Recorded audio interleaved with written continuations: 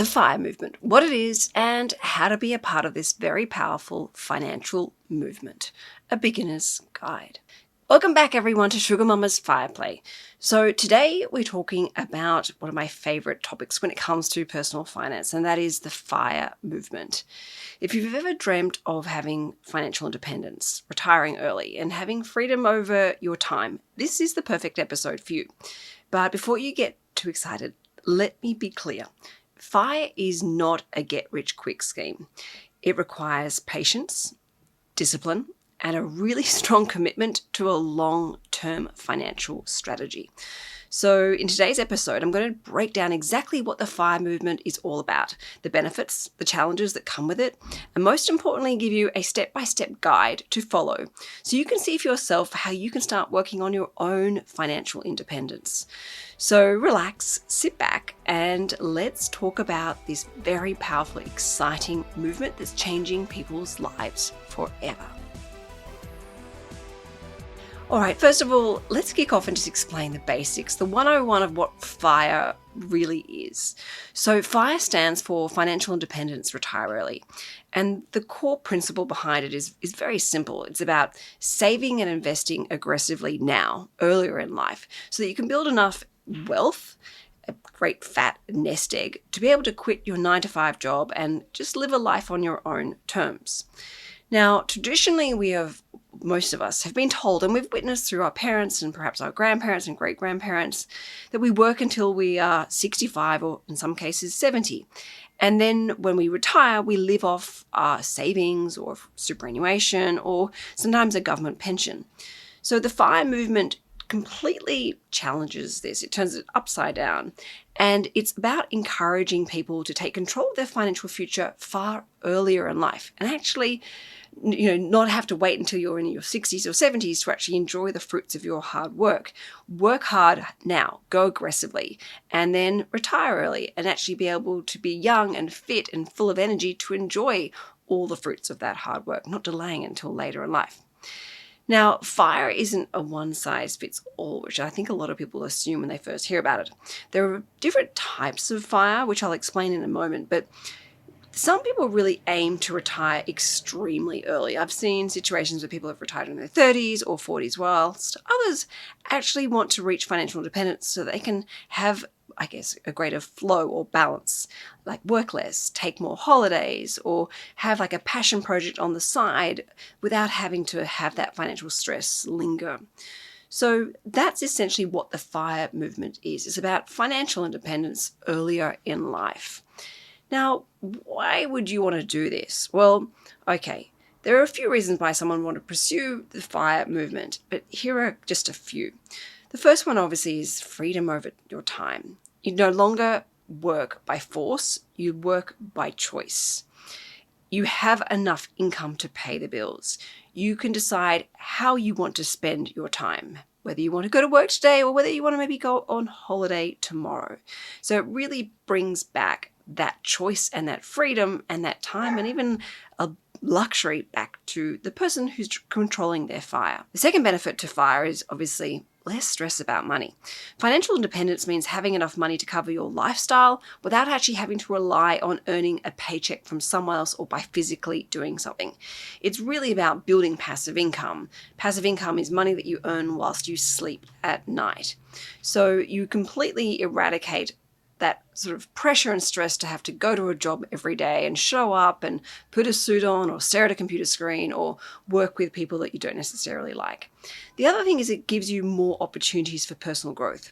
When you're not tied up to a full-time job, you have obviously more time to explore those passions, those hobbies, travel, even start a business on the side. You have this choice with FIRE. And then, of course, it allows better work-life balance. You may not necessarily want to completely retire and shut up shop, but instead you might want to maybe look at part-time work or look at doing some passion projects or even doing some volunteer. So it doesn't necessarily mean you completely quit the workforce, unless of course you want to, but you just have a complete flexibility. You might decide, okay, well, I'm going to take a 6-month contract job, but then for the remainder of the 6 months of the year, I'm going to actually switch off, relax, do some courses, do some charity work, and of course travel. So you have a greater sense sense of work-life balance. And of course, that includes improving your own health and fitness along the way. So now that we've spoken about the benefits of FIRE, let's actually talk about the negative side, the challenges of FIRE, because there are challenges of FIRE. There is a reason why not everyone is part of the FIRE movement. And I'd say these are the key reasons why people get stuck or don't commit long term to see the results and all the beautiful benefits. So, all right, the FIRE lifestyle is not really for everyone. It requires extreme discipline and patience. You have to be incredibly intentional about saving, and also saving and investing. And for most people, like myself as well, that includes cutting back. Cutting back obviously on luxuries, but also cutting back on things that are sort of in between needs and wants. You've also got to be incredibly patient. The more financial freedom you want, the more passive income you want, the more time it's going to potentially take, or the bigger sacrifices that are needed. So you need to understand that and make peace with that and accept that. If that's what you want, you've got to build it. If it was that easy, everyone would be doing it. The other downside of the FIRE movement is the potential for burnout. And this is something, again, I've actually seen a lot of. So, initially people are full of motivation, which is fantastic. But 3 months in, a year in, some people have had to go to such extreme lengths, juggling multiple jobs and saving, up to, say, 70% of their income. This ends up being exhausting. And when you're going at this aggressive pace, it is not sustainable. And the problem is when we're burnt out, a couple of things tend to flare up. We then have a blowout where we undo all our hard work. You see that often with people who've been trying to pay off debt aggressively, and then something happens, they get a trigger, and then they go and blow it all on new credit card debt. And, they're back to almost square one again. It's exactly the same with any strict diet where you've got to cut out huge amounts of your normal everyday diet. You do it for a week or two, maybe 3, and then something happens and you overindulge in all of those things that you try to cut out. So you've got to be very careful of having your finger on the pulse with burnout. And I'll come and talk about that in a second. The other downside of FIRE, and this is a really big one that no one talks about enough, and that is inflation and market risk. So the thing with the FIRE community, it's not based on necessarily just savings, cash accounts. If you want long-term financial freedom, you've got to be investing. And typically for a long-term financial freedom independence, it's got to have a certain amount of risk involved, which typically falls into the property market and equities. So the investment portfolio that you're building and creating that passive income, it's got to last for decades. And if you're dealing with these types of assets, like for example, shares and property, these are assets which are naturally, and it's very normal, to be very volatile. They have downturns, and those downturns can be dramatic and can really create an emotional reaction in a negative way that then triggers a knee-jerk reaction that often comes with regret. So you need to understand what the risk versus reward equation is, where it fits with you, where your risk profile is, and you invest accordingly, and you're also ready to weather the storm when those market downturns hit. The other important element of this is the rising costs. So this is where a lot of people who've thought they set themselves up for a lifetime of FIRE have actually, sadly and unfortunately, and I don't say this to patronize them, but they've basically had to go back to work because the rising cost of living and the recent impact of inflation has really eroded into their strategy. Now, this doesn't mean it's completely, you can't avoid this, far from it. You need to understand the impact of inflation, the impact of rising costs, and make sure that your portfolio and your financial strategy prepares for this in a proactive way, and you know how to navigate it if you hit certain boundaries where you see your investment portfolio being hit with volatility and, of course, the rising cost of living. This is why it's so important to make sure you build enough passive income, ideally a little bit more passive income than what you need, so that you never eat into the capital and you're never forced into a situation where you have to crystallize losses and sell things because your passive income no longer covers your cost of living because of inflation. So always obviously keep that in mind, but you need to prepare for this and have safety nets in place. And of course, a lot of people don't realize if you set yourself up for financial independence retirement earlier in life, say in your 30s, you need to also keep into consideration your natural lifestyle evolving. I know one person in particular who created a successful FIRE strategy in their late 20s, early 30s.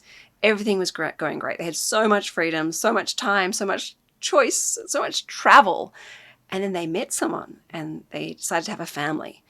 And seeing what their cost of living changed to with children, with childcare, with having to have a bigger home, with more bedrooms, that person had to return back to work. Of course, they didn't have to return back at the same pace that, their friends were to keep up, with the living expenses. But their FIRE strategy wasn't able to evolve with them.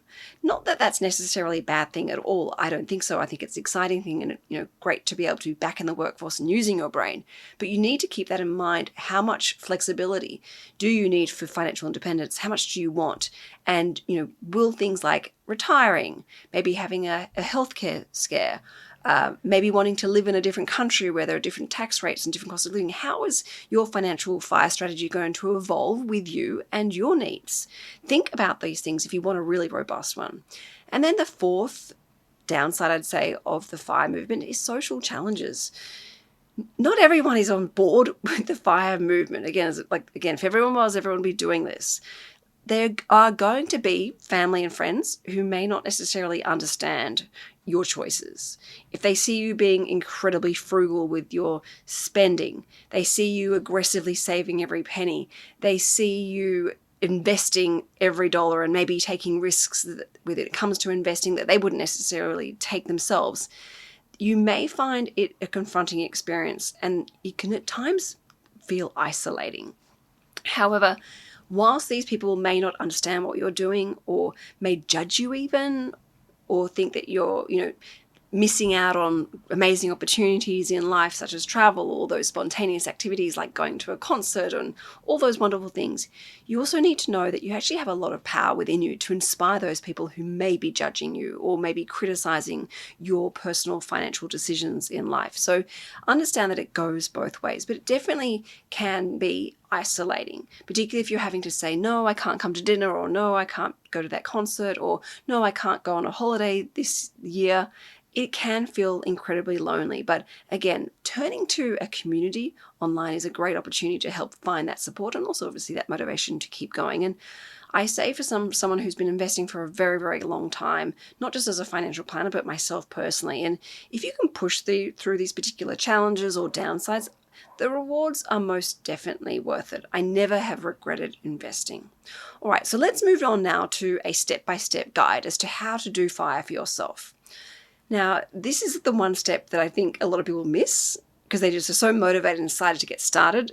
And if they haven't done this, when they hit challenges, this is where things can start to go wrong. So invest time, please, in listening to step one and doing something about this.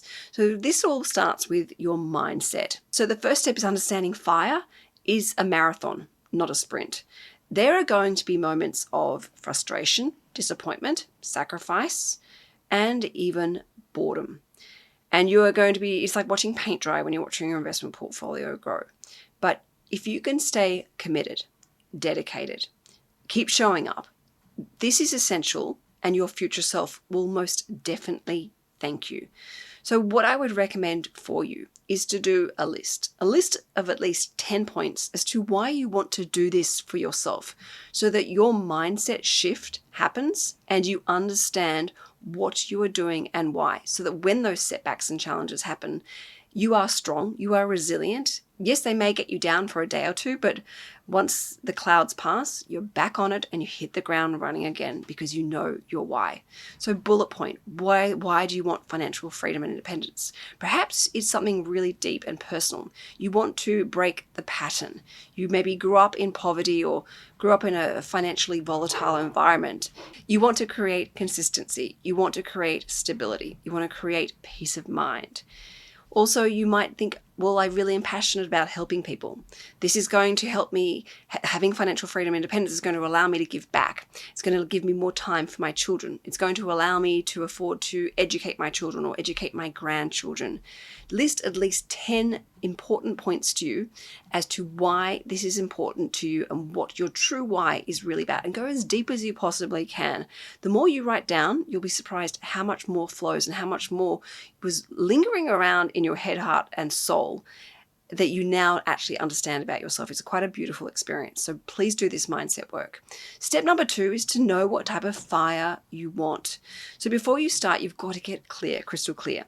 There are various versions of fire. So you need to work out which one actually resonates with you. So here are just a few to consider. Number 1 is the lean fire movement. So this means living off a minimal budget, literally living off the scent of an oily rag, and you aggressively save and invest absolutely everything in order to be able to retire as soon as possible. Now, I should point out with the lean fire strategy, yes, you are living in a very lean way, but you're also creating a very lean fire strategy because you're trying to retire as soon as possible. You may have actually not given that passive income enough time to flourish and grow and compound to give you a comfortable, fire strategy. So yes, it means living lean today, but also potentially living lean tomorrow as well. Not necessarily a bad thing, but for people who are happy to live, on a very tight budget, they like that fits in well with their lifestyle. This is potentially the path to choose, because obviously it means they can retire early, but they'll also be able to maintain that tight budget for the rest of their lives. The second one is the fat fire movement. So this means, of course, saving and investing aggressively, but you're doing it more to retire with a higher standard of living. So it's sort of one up from the lean fire strategy. You are trying to build more passive income so that you have greater freedom, greater choice, more time, more luxury. This is probably one of the ones which I probably recommend and probably resonate with. Then, of course, there is the coast fire strategy. So this is reaching a point where your investments grow on their own and allow you to slow down without having to stress about additional savings. So you are investing on a regular basis. It's not necessarily as aggressive from a time point of view, but you are being consistent over a longer period of time. And you are focusing on the power of compounding interest, where you can get to that sweet spot where that passive income now grows on its own, it's being reinvested, and you can obviously take some of that income if you don't want to reinvest it, with it adding value to your life and never involves tapping into the actual capital or eating into your savings. So the coast fire strategy is very much focused, and it has a strong bias towards long-term growing passive income for that freedom. Then there is the barista fire, and I think this is one that I think is a really healthy one that I think is really achievable, and I think would fit into a lot of people's lifestyles, particularly people who are having a family. So this is having enough financial freedom in order to be able to cover most of your living expenses, but you still need to work, but maybe on a part-time basis or on a sort of a contracting basis. So you still have your finger on the pulse. You're still getting experience in the workforce. You're still adding value to the world. You're still, acts of service and doing all those important things. You might have like a business that you work on part-time, or you might have a part-time job where you're doing contracting work. But your living expenses are also supplemented by that passive income or that investment portfolio that you have, built over time. So the last 3 ones I think are the most healthy. I'm coming from someone with 22 years experience in financial planning. They're realistic, I feel. They allow the best of both worlds. They allow you to keep using your brain, keep making sure that you have your skills there, adding value to the world, but also that it understands that your life is changing and evolving, and you're still building up that passive income. You can still have that ability, particularly with the barista one, to earn extra money that you continue to contribute towards your investment portfolio.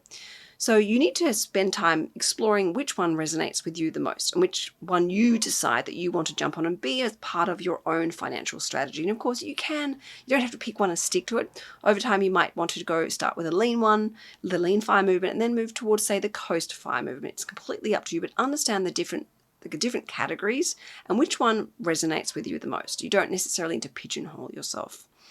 Then step number 3, and this is the most important one that we must all do if we want to do this, that is to start. Start investing. Start investing as soon as possible, but invest consistently. So the key to FIRE is making your money work for you. That is passive income. And this means investing in assets that generate passive income, such as dividends, rent, earning interest. So these types of assets to create that passive income are stocks. They are ETFs, listed investment companies, investment properties, and of course, high interest savings accounts or even bonds for security. So you really need to focus on the assets that will provide for you long-term sustainable growth and sustainable passive income through cash flow, so that you don't actually have to actively rely on yourself to actually earn and make money. But I will say this, if you want long-term growing, sustainable financial freedom and independence, you've got to be looking at two-dimensional assets. Now, I've spoken about this in lots of other podcasts, so if you want to learn more, definitely go and listen to my episodes on investing in listed investment companies, investing in shares, investing in property. But essentially, a two-dimensional asset is an asset that grows in value. So, a stock that goes from, say, $10 to $11, but it also creates an income stream, and that income stream grows with the capital growth. So that $10 stock may pay, for example, 50 cents for the 1 year. The stock goes up, for simplistic terms, to $11. Next year, that passive income, that dividend, is now 55 cents. See how you've got two sets of growth happening. You've got growth in the passive income, the dividend income, and you've got growth in the capital value. Now, of course, yes, shares, property, these types of two-dimensional assets are volatile. And they are long-term investments. They're not something you'd invest in for, say, 2 years, 5 years, or even, I think, 7 years. They're long-term growth. But my point is, you want your passive income to be growing organically. You want that passive income, obviously, to be reinvested, which helps it grow, but you want it to have that element of two-dimensional passive income growth. That will then mean, with your passive income that you live off, it can help keep up with inflation, or even better, it exceeds inflation so that you always earn more passive income than what you want. And that is what I would actually call the Rolls-Royce FIRE strategy, which is mine. Now, I will talk about this at the very end of the episode, my own financial strategy, the Rolls-Royce one that I'm ultimately working towards. And if you like, I will do a separate episode, but you need to let me know if you actually want that. But I want to continue on with the steps as to, our one-on-one on the FIRE strategy. So step number 4, if you want to do this, is you've got to increase your income. Now, as I mentioned, we need to invest. So how do we start investing if we don't have any money to invest? And this is why I say step 4, you've got to increase your income. Whilst savings is obviously crucial for everyone's financial well-being to a certain degree, you've got to earn more so you can accelerate your FIRE journey. That is, earn more money so you can invest more. So you need to think outside of the square as to what additional things you can boost your income. So things like starting up a side hustle, doing some freelancing or consulting work, asking for a pay rise or a promotion, or applying for a new job, upskilling, investing in yourself, doing some additional training, and maybe a diploma or a graduate diploma, or even looking into a master's to increase your earning potential. The more income you can earn, the more money you can then funnel into investments, which means you're going to reach financial independence so much sooner. But I will point this out. To come back to one of the downsides of risks, I touched on the concept of burnout, which is what a lot of people have done in their financial strategy when they've gone too aggressively, too quickly. If you want to do something like this, take on a side hustle, do freelancing, take on an extra job, work a weekend, invest in your skills, do a master's, an MBA, you need to understand you've got to look after your energy. Do these things, if you can, in bursts and spurts. And the moment your body says, all right, I'm exhausted, I'm tired, I need a break, listen to it and take that break. You never want to get to a point where you completely burn yourself out, that you can't actually then enjoy your financial freedom and independence. You're burnt, you're run down, and this is when we become sick. And also when we're tired and run down, we're not concentrating. And this is when accidents happen. So you've really got to be in tune with your body, in tune with what your body needs. When you're in the optimal zone and you are happy to do those extra hours, work that weekend shift, take on that new risk with your business, That's great. Do those then. But the moment you feel some pullback, some push, some signs that you're not well, you are starting to be tired, you're sleep deprived, you're not regulating your emotions like you normally would, that is your sign to slow down and give yourself a break. And that's why I like to apply the principle of bursts and spurts to my financial strategy, my FIRE strategy, so that when I need to, I listen to my body and go, all right, I've gone hard, I've decluttered a whole pile of stuff and sold it. I need a break. I need to catch my breath. I need to reset. I need to recharge. And that's when I'll just be quiet. It doesn't mean I go out and spend a lot of money and undo all the hard work. It just means I lay low for a bit, go under the radar and just sit. Let my investments stay as they are. I don't touch them. Let my savings stay there. I don't touch them. But I listen to my body and I try to refuel my body in a really kind way that doesn't involve money. Things like going to bed early, having a warm bath, jumping in the ocean, spending time with nature, disconnecting, doing a digital detox for a weekend. All those little things that help me get my energy levels back, my focus back, and reconnect with my why, as I talked about in step 1, that mindset. And then step number 5, your emergency money. As we have spoken about in many episodes, life can be incredibly unpredictable. And the last thing you ever want to be is forced into a position where you have to sell your investments because you didn't have enough emergency money or you didn't have any emergency money. You must have a separate, dedicated savings account purely for emergency. And yes, if you have a mortgage, the redraw or offset account is fine as long as it's a dedicated account purely for emergency money. Now, there is no magical formula for how much emergency money you need, even though I have recently seen people recommend 3 to 12 months worth of living expenses. You need your own definition of financial security when it comes to emergency money.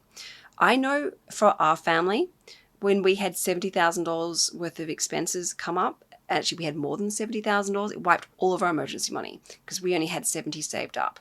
So that was a big wake-up call for me to realize and reassess that as a family of 5, Tom and I both work for ourselves, so we don't have super guarantee and we don't have annual leave or sick leave or long service leave. We needed more. And our emergency money, I worked out to be, was actually in excess of $100,000. Whereas someone who is young, has no financial responsibilities, has maybe a lot of annual leave saved up, has lots of sick leave saved up, you may not necessarily need $100,000. You may only need $20,000 or $25,000. But sit down and work out how much emergency money you need. And if you ever want to learn about this in more detail, Mindful Money, I have a chapter dedicated to show you how to work out how much emergency money you need. But promise me this, that emergency money is separate from your living expense account. It is separate from your holiday savings account. It is separate from your investing account. It is purely for your emergency money. Trust me on that. You never want to just have to sell everything up because you didn't plan and prepare for an emergency. Nobody is immune from emergencies and no one is completely resilient and protected from emergencies. And no one has ever said to me, geez, I wish I didn't have so much money in emergency money. Okay. And then step number 6, the final step, track your progress and adjust. So reaching financial independence and retiring early, it's a long-term game plan. It is not going to happen overnight. It might happen overnight, but it's highly unlikely unless you win the lottery. But for this reason, it is so important that you track your savings, you track your investments, you track your growing passive income, and of course, you track your living expenses. You've got to understand what you are doing and what is working and what is not working. And in that review process, make those tweaks and changes and adjustments. Look at what you need to cut down, what is creeping up, what is getting out of control, what is a potential challenge, what is a potential risk, what investments are generating the best and most passive income for you. Is there ability to invest more in those assets so that you can achieve your goals sooner? You also need to track the progress for pure motivation. When you actually see that this is working, you now have your first $1,000 a year in passive income. It is a really powerful moment because it is your sign that you are doing the right work and to keep going. And next time you come back and you look at that progress, you earn $1,500 a year in passive income. You can get excited. You can see that there is light at the end of the tunnel. This is working. All those sacrifices, hard work, that commitment, the dedication, it's paying off. Your life is looking very different. Your future is exciting. Your future is filled with financial harmony and freedom and luxury and time and choice. That is going to be your key source of motivation for when tough times happen, when those setbacks happen, when those challenges happen, because you can come back and see how far you've come in a very short period of time. And that will allow you to give you the faith and confidence to get back on the bandwagon. Sure, you might feel sad, you may feel frustrated, but you will go back to this game plan because you know it's worked. It pays off. So there you have it. The beginner's guide to the FIRE movement. Whilst it definitely does take discipline and a shitload of patience, the ultimate reward at the end of the day is freedom. Freedom for you. And I know for myself, freedom, it's priceless. Now, as mentioned, I call my own FIRE strategy the Rolls-Royce strategy. It is something that I am working towards actively every day. I'm reviewing, I'm tracking, and adjusting and tweaking my strategy. I have my emergency money building along the way, bubbling away. And I'm constantly saving, reviewing my budget, and investing. So if you would like me to make a special episode where I share with you what my Rolls-Royce FIRE strategy is, please leave me a rating and review and say, Canna, please share with us your Rolls-Royce FIRE strategy. Because when I see those reviews, and hopefully you give me a good rating, I pray, I will then make sure that I make that as a priority for you, because I listen to what you say, I listen to what you want, and I always try and deliver to the best of my ability for you, because I'm serious about helping you, guide you, motivate you, and inspire you to take better decisions with your money. Now, if you enjoyed today's episode, I would love it if you can make sure you are following this show, Sugar Mama's Fire Play, so that you never miss an episode. It goes live every Monday morning at 5 a.m. so that you start your week off on an inspired and motivated note. And of course, if you're enjoying listening to this channel, I'd love to hear from you. I'd love to hear about what you want to hear more of. I'd love to hear what particular episodes you really loved, and even episodes that you didn't actually like. I appreciate your feedback. I promise you I will take it on constructively, and yes, I promise you I will listen wholeheartedly. So please send me a message maybe on Instagram, or of course, as you said, you can leave me a rating review and leave your feedback there. Now, until next time, stay focused, stay patient, and keep working towards your own financial freedom. And as always, keep that financial fire burning bright within. This is Sugar Mama's Fire Play.